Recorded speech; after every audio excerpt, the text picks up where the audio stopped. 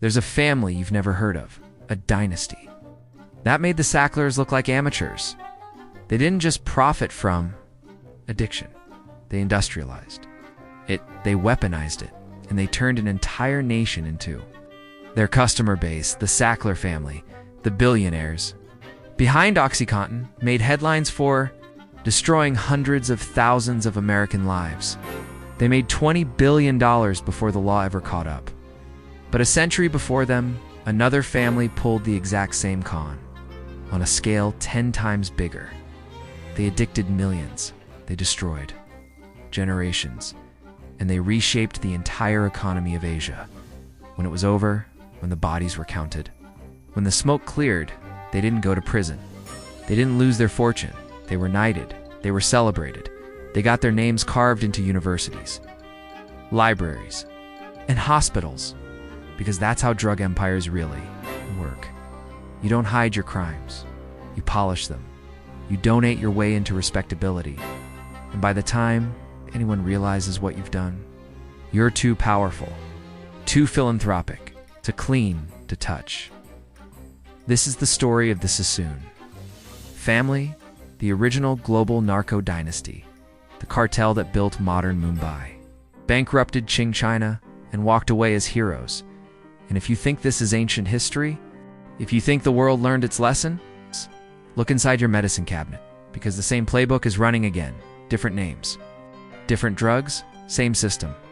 1832. Baghdad, a merchant. Family is fleeing persecution. The Ottoman governor is squeezing them for money. Threatening prison may be worse. The patriarch, David Sassoon, gathers what's left of his family and their fortune and begins to run. First to Persia. Then, when it becomes clear there's no safety there either, he looks at a map and he sees opportunity. A place where trade is exploding and laws don't exist. British India, and specifically the port city of Bombay. In the 1830s, Bombay isn't just another port. It's a financial volcano. Cotton ships are loading by the hour. Silver is pouring in from across the empire, and most importantly, the British East India Company runs the place, a private corporation with an army larger than most nations. A corporation that owns entire provinces, sets its own laws, prints its own money, and answers to no one except shareholders in London. The East India Company isn't capitalism. It's colonialism wearing a business suit.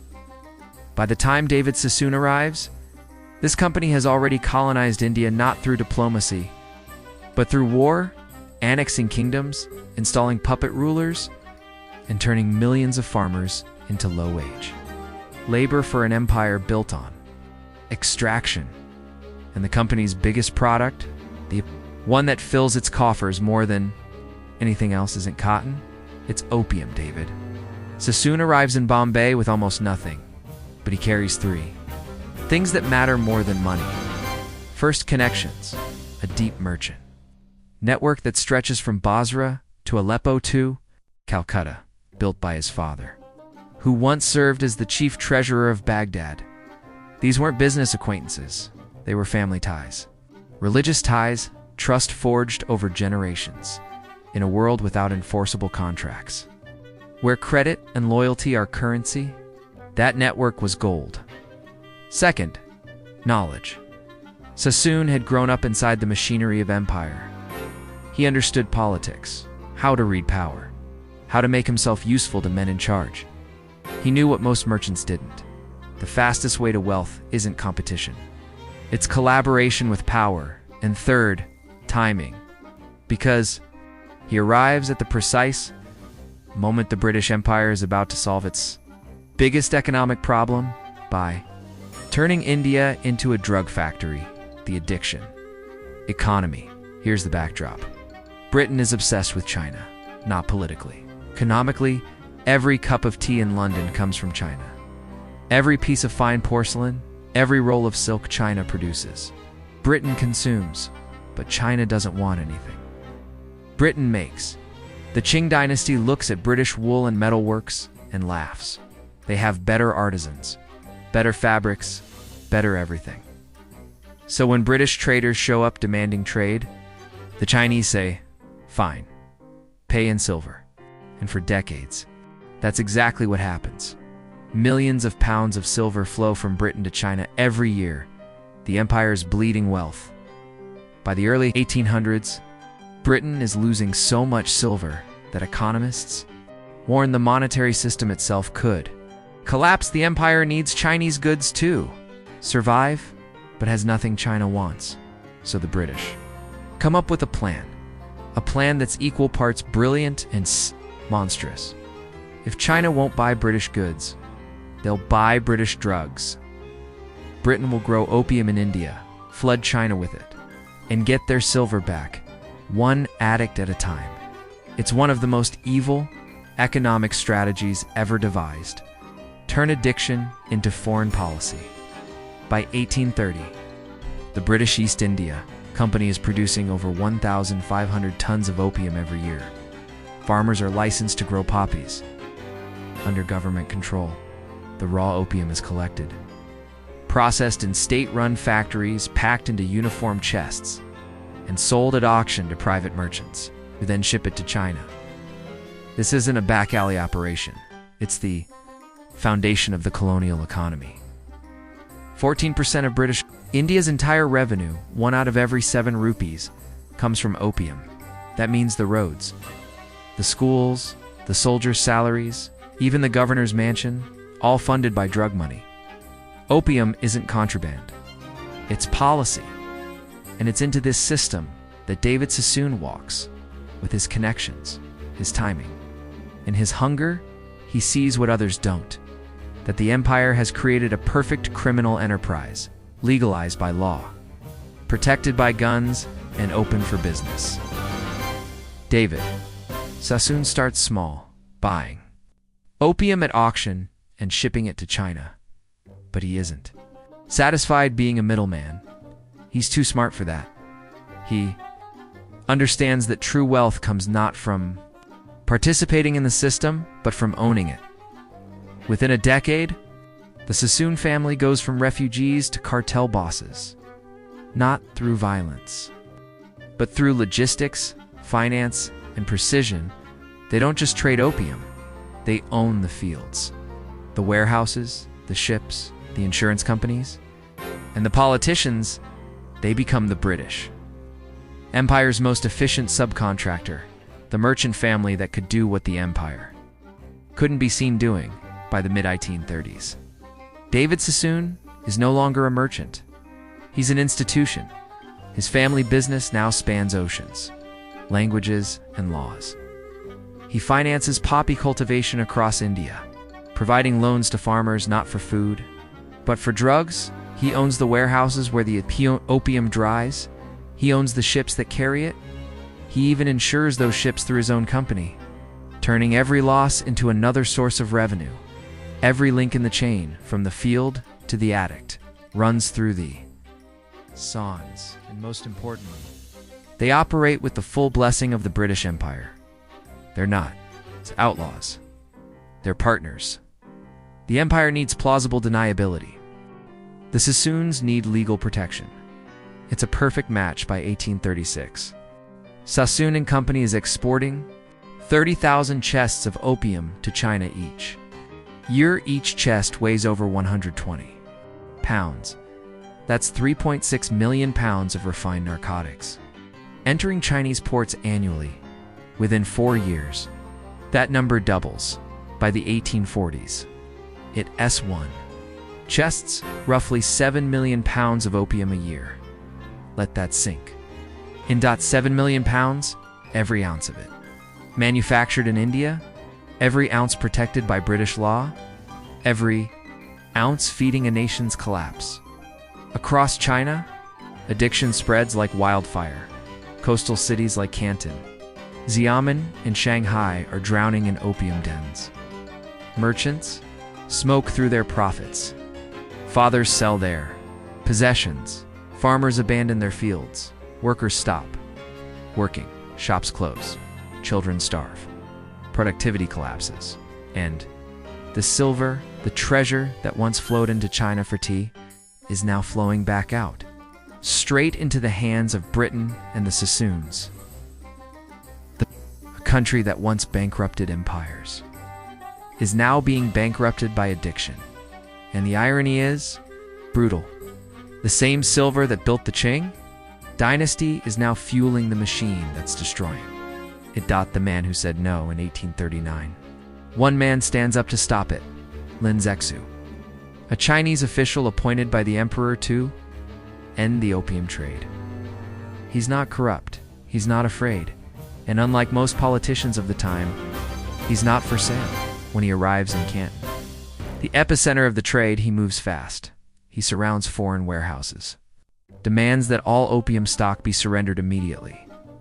When the merchants stall, he doesn't negotiate. He seizes 1,400 tons of opium from British American and Indian traders and orders it destroyed. The scene is biblical. Thousands of chests are split open. It's mixed with lime and salt and poured into the ocean. The water turns white with poison. It's not just an act of enforcement.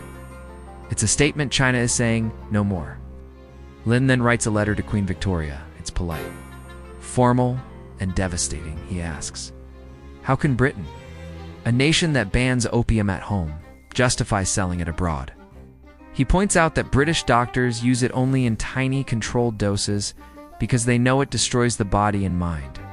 So why is Britain flooding China with it? Why is what's illegal for British citizens acceptable for millions of Chinese families? It's a moral question, and Britain's answer is war. The First Opium War. The year is 1839. Britain sends 16 warships to China, steam-powered, armored, modern against wooden junks and outdated cannons. It's not a war, it's a massacre.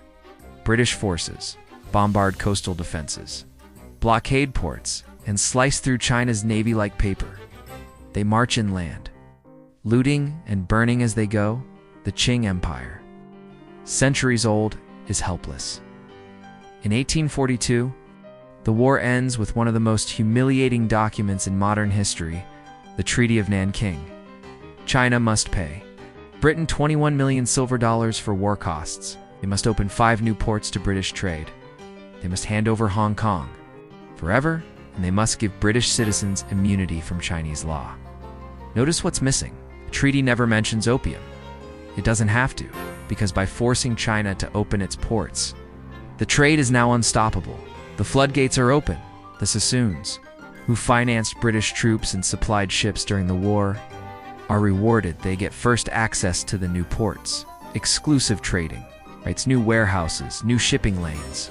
The family that helped cause the war now controls the spoils. By the 1850s, their exports reached 70,000 chests per year for 8 million pounds of opium. China's single quotes. Its economy collapses. Entire provinces sink into addiction. But the Sassoons, they're thriving.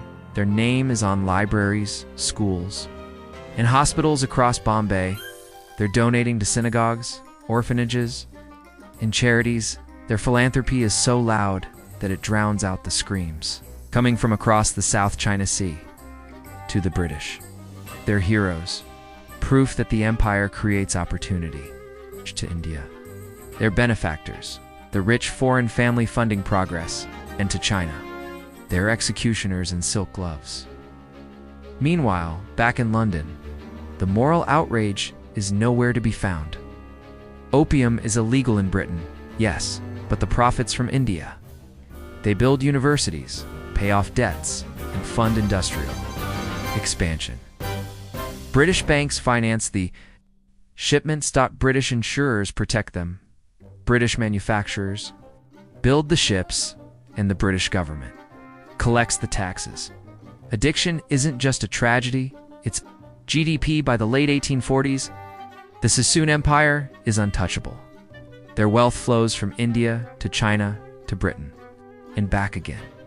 They've created something unique, a private family network operating on the scale of nations. They are, in every sense, the Rothschilds of the East, except their fortune isn't built on finance, it's built on narcotics.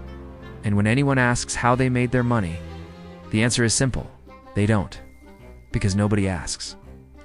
By the early 1850s. China had learned nothing, and neither had Britain. The addiction continued, the profits soared, and the moral line vanished completely. When Chinese officials tried once again to stop the trade, Britain didn't negotiate. They declared war. The Second Opium War, from 1856 to 1860. British and French forces combined not to defend freedom, not to protect trade, but to preserve addiction. The Chinese resisted, but this time, the invaders didn't just win. They humiliated an entire civilization. British and French troops marched straight into Beijing. They burned the old summer palace, one of the most extraordinary architectural creations in Chinese history, to the ground. They looted art, gold, and relics thousands of years old. They destroyed centuries of culture in days. When the smoke cleared, the new treaty was signed, the Treaty of Tientsin, and this time, there was no ambiguity. Opium wasn't just tolerated, it was legalized. The Sassoons no longer had to hide. Their ships, no more bribes, no more smuggling. It was official, lawful, and protected. And their wealth, already enormous, exploded. By the 1860s, the Sassoon network dominated not just the opium trade, but much of the Indian Ocean economy. They diversified cotton, textiles, tea, real estate, banking, insurance. The pattern was simple. Use drug money to buy legitimacy. Use legitimacy to buy power. David Sassoon wasn't hiding in shadows anymore. He was the Sheriff of Bombay, an official title, a man who had spent 2 decades exporting narcotics. Now had the empire's badge of honor pinned to his chest. He built schools, libraries, and synagogues in 1847. He funded the David Sassoon Library and Reading Room, still standing today, a monument to philanthropy built on addiction. He built docks, including the Sassoon Dock, one of Bombay's most important commercial ports. He funded hospitals, he funded orphanages, and the people of India looked up at the marble plaques with his name, carved in stone, and said, "What a generous man." Nobody asked where the money came from, and the few who did whispered. When David Sassoon died in 1864, he was one of the wealthiest men in the world. His fortune was inherited by his sons, particularly Albert Abdullah Sassoon, who would take the empire to its peak. Albert understood something even his father didn't.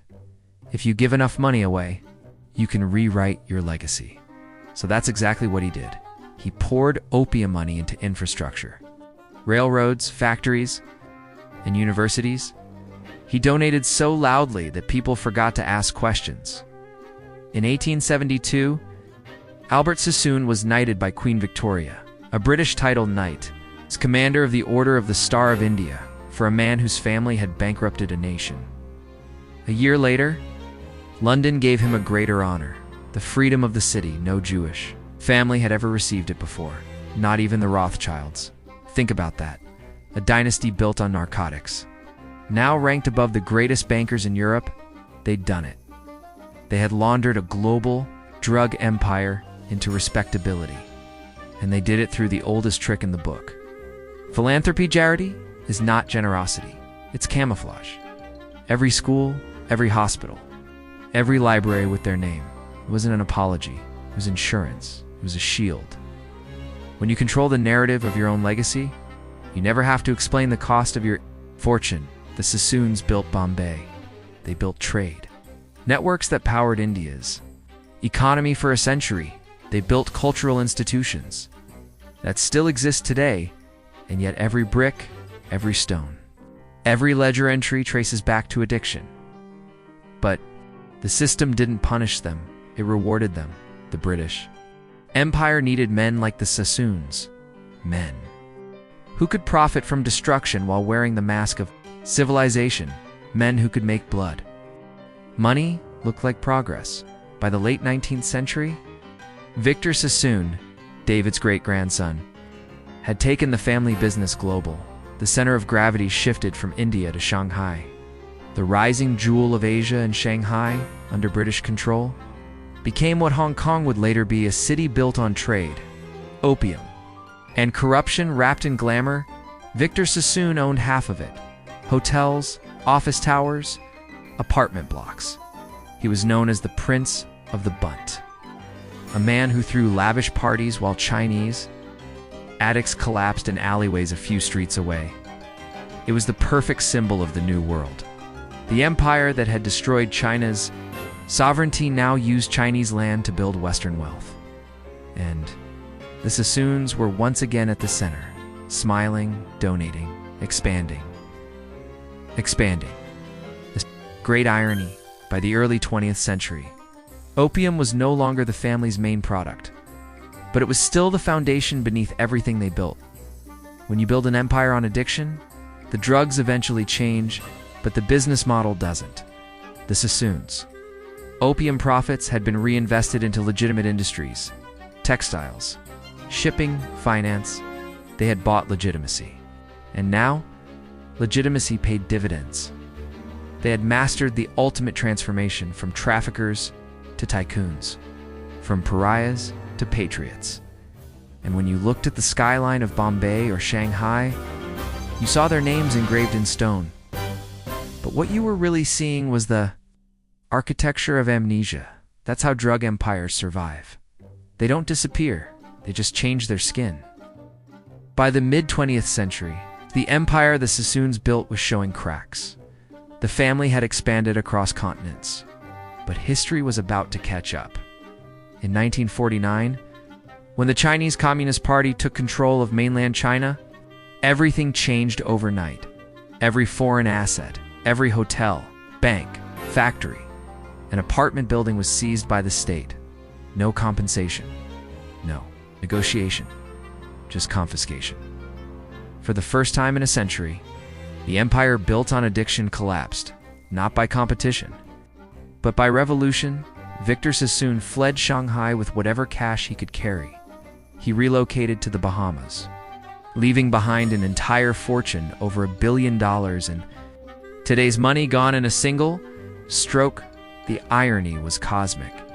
The family that once addicted China was now being expelled by China, promising to purge itself of foreign exploitation. Their downfall became propaganda, a symbol of what the new regime stood against. The Sassoon buildings remained, but the name had become poison, and within a generation, the dynasty that once controlled 70% of the world's opium trade, it vanished. The aftermath of an empire. Back in London, the remnants of David Sassoon and Company lingered on, barely. By 1939, the family's direct involvement had ended. By the 1980s, the British government officially declared its remaining partners unfit to serve as company directors. The empire didn't end with a war or a scandal. It ended with paperwork. The warehouses, the docks, the library still standing, the family name carved into history, the victims forgotten. That's how all empires built on addiction end. Not with justice, with silence, the modern mirror.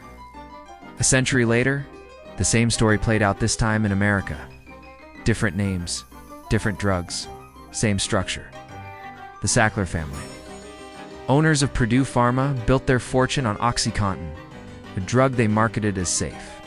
Knowing it was addictive, it killed hundreds of thousands of Americans. They made $20 billion before the lawsuits hit.